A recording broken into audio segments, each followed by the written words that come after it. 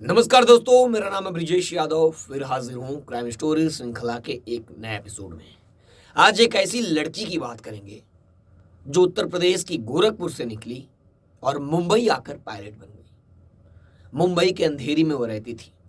मुंबई के गोरखपुर में रहने वाली वो लड़की का सपना था पायलट बनना। किसी तरह वो पढ़ाई पूरी की और पायलट बन गई। पायलट बनने के बाद अपने सपने को पूरा कर रही थी। 2023 से वो मुंबई में थी, अंधेरी। वहाँ पर एक रूम में रहती थी। लेकिन एक दिन एक खबर आई कि वो लड़की नहीं रही। लड़की के पीछे की कहानी क्या है, उसके साथ क्या हुआ। उस लड़की के साथ एक अच्छी खासी परिवार की लड़की सृष्टि, उसके साथ क्या हुआ। उसका मर्डर कर दिया गया कि उसने आत्महत्या किया। ये एक मिस्ट्री बन के रह गई है। पुलिस अब इस केस में हर एंगल से जांच कर रही है। परिवार सदमे में है। परिवार कई तरह के आरोप लगा रहे हैं। क्या किया उसके बॉयफ्रेंड ने, क्या है पूरी कहानी, ये विस्तार तरीके से हम इस केस को समझने और स्टडी करने की कोशिश करेंगे। तो आप लोग जो मेरे साथ रेगुलर ये कहानी देख रहे हैं, स्टोरीज देख रहे हैं, केसेस देख रहे हैं, और कमेंट करके ज़रूर बताइए कि कल आप लोगों को किस केस पर स्टोरी देखनी है, वसई विरार के किस मुद्दे पर स्टोरी देखनी है। तो आज का बिना समय बर्बाद किए हम स्टोरी की ओर बढ़ते हैं। अब सबसे पहले हम बात करेंगे सृष्टि की। सृष्टि गोरखपुर की थी। सृष्टि गोरखपुर की थी। उत्तर प्रदेश का गोरखपुर एक जिला है। वहाँ की वो लड़की अच्छी खासी पढ़ाई की, यानी पायलट बनने की वो पूरी तैयारी कर रही थी। और वो पायलट बनने के आने पूरी पढ़ाई करने के बाद, ट्रेनिंग लेने के बाद वो मुंबई आई। मुंबई, आपको बता दें, मुंबई में कई सालों काम की, उसके कई फ्रेंड्स बने।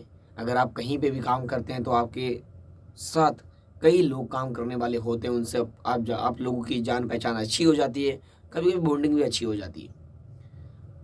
तो सृष्टि भी एक होशियार और होनहार लड़की थी, तो उसके भी अच्छे खासे दोस्त थे।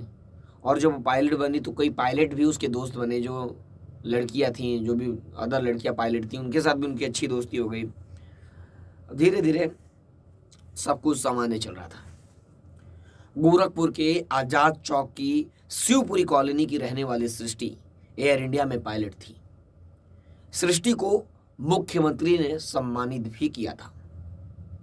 वहीं सृष्टि के चाचा, जिनका नाम तूली है, उन्होंने विवेक तूली ने बताया कि उनकी भतीजी जो 25 वर्षीय, जो उनकी लड़की है सृष्टि, वो 25 साल की और मुंबई के अंधेरी में रहती थी।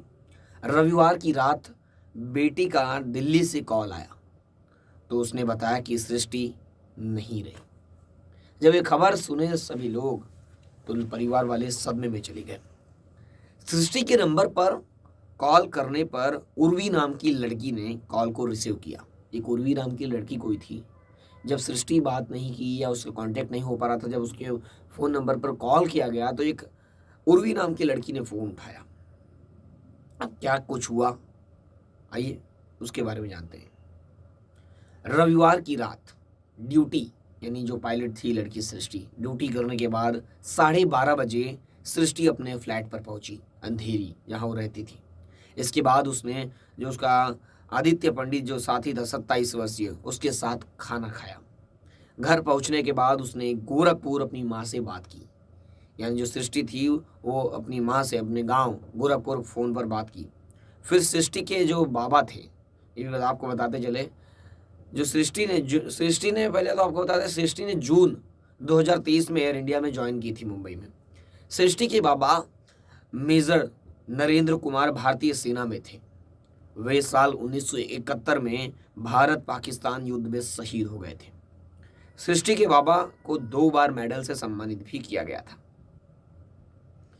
क्या कुछ हुआ उस रात से, अभी तक आप लोगों ने परिवार को कैसे पता चला, सृष्टि के साथ क्या क्या हुआ, ये आप लोगों को अभी विस्तृत तरीके से घटना को एक्सप्लेन करूंगा मैं।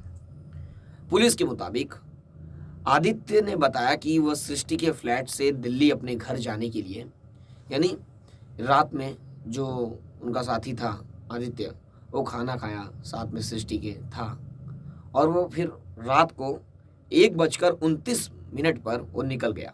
इसके बाद करीब रात 2 बजे सृष्टि ने उसे कॉल किया, कॉल करके बताया, यानी रात 2 बजे वो 1:30 बजे के आसपास वहाँ अंधेरी से निकला उसके फ्लैट से सृष्टि के, और 2 बजे सृष्टि ने उसे कॉल किया और कॉल करने के बाद बताई कि वो सुसाइड करने जा रही है।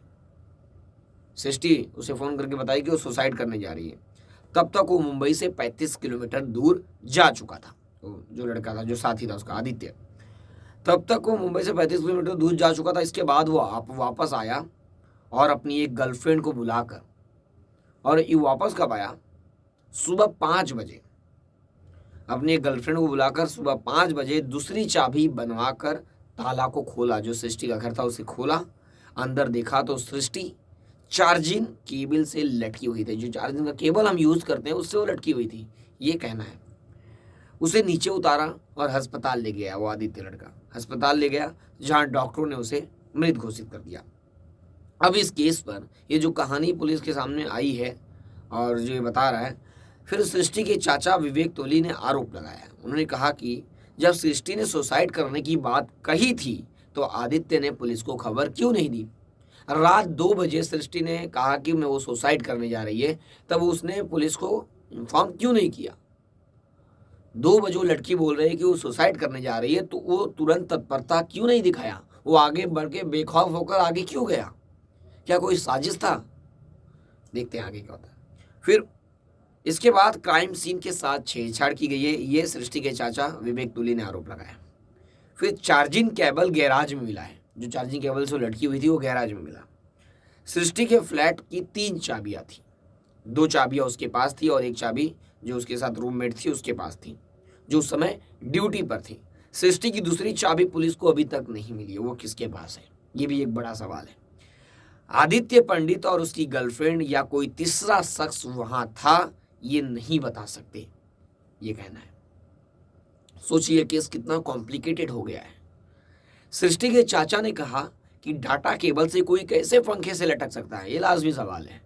डाटा एक चार्जिंग के केबल से मैं पंखे से कैसे लटक सकता हूँ? ये सोचने वाली बात है। एक हाथ से भी नहीं छोटा होता है लगभग। उस चार्जिंग केबल से कहीं बांध कर फिर गले में इतना गोल घुमाकर लटकना, ये संभव नहीं है, किसी को विश्वास नहीं हो रहा है। और यही बात सृष्टि के चाचा ने कहा है कि डाटा केबल से कोई कैसे पंखे से लटक कर सुसाइड कर सकता है। घर में कोई चीज़ बिखरी हुई नहीं है, टेबल भी सही हाल में मिला है। उनके बीच क्या हुआ उसके बारे में कुछ कह नहीं सकते। पुलिस की पूछताछ में आरोपियों के बयान भी अलग अलग हैं, यानी जो पुलिस पूछताछ कर रही है, इंट्रोगेशन कर रही है, उसमें आरोपियों के जो आरोपी हैं उनके जो बयान है वो अलग अलग आ रहे हैं। नई कहानी मतलब। पुलिस ने भारतीय न्याय संहिता की धारा 108 के तहत केस दर्ज किया है। पोस्टमार्टम में हैंगिंग से डेथ की बात आई है, लेकिन उन्हें बिसरा से सारी बात साफ हो जाएगी। सृष्टि के चाचा जो हैं विवेक तुली ने बताया कि सृष्टि के बैंक अकाउंट से पिछले 1 महीने के अंदर रिकॉर्ड को चेक करने पर 65,000 रुपए आदित्य के खाते में भेजे गए। आदित्य पंडित जो उसका साथी है। बेटी को न्याय नहीं मिला तो मुख्यमंत्री योगी आदित्यनाथ से मिलकर गुहार लगाएंगे। उन्हें भगवान पर पूरा भरोसा है, उनकी भतीजी सुसाइड नहीं कर सकती। पुलिस को उसके रूम से कोई सुसाइड नोट भी नहीं मिला है। वो पायलट बन गई थी और आदित्य पंडित पायलट की परीक्षा भी पास नहीं कर पाया था। उन्हें आदित्य पर संदेह है। मुंबई पुलिस से न्याय की उम्मीद है, ये आदित्य जो उनके चाचा हैं सृष्टि के, उनका कहना है। अब ये केस अपने आप में कॉम्प्लिकेटेड हो जा रहा है। सृष्टि के साथ क्या हुआ? क्या सृष्टि ने सुसाइड किया या उसका मर्डर हुआ? ये बात अभी भी कायम है, ये सवाल अभी भी कायम है। पुलिस इस केस में जांच कर रही है। आगे आगे क्या होता है ये देखने वाली बात होगी। तीसरी चाबी, जो 2 चाबी थी सृष्टि के पास, 1 चाबी कहाँ पर है? चार्जिंग केबल गैराज में कैसे मिला? और आदित्य पंडित ने पुलिस को इन्फॉर्म क्यों नहीं किया कि वो सुसाइड करने जा रही है, या तुरंत आकर चेक क्यों नहीं किया? अपने आप में एक कई बड़े बड़े सवाल आदित्य के लिए खड़े हो रहे हैं। आदित्य कटघरे में खड़ा है, आरोपी है। अब देखना ये होगा कि क्या होता है। एक अच्छी होनहार लड़की और पायलट सृष्टि ऐसे कैसे सुसाइड कर सकती है, जो अपनी कुछ मिनटों पहले अपनी माँ से बात की थी गांव में, और उसके बाद वो सुसाइड कर ली 2 बजे। क्या कुछ हुआ? ये कहानी अपने आप में एक अनसुनी है, अभी भी मतलब रहस्य में है। देखना ये होगा कि इस केस में आगे क्या होता है। मेरे साथ लगातार बने रहिए और देखते रहिए एक के बाद एक नए केसेस। फिर मिलूंगा एक नई कहानी और एक नए केस के साथ। तब तक के लिए जय हिंद।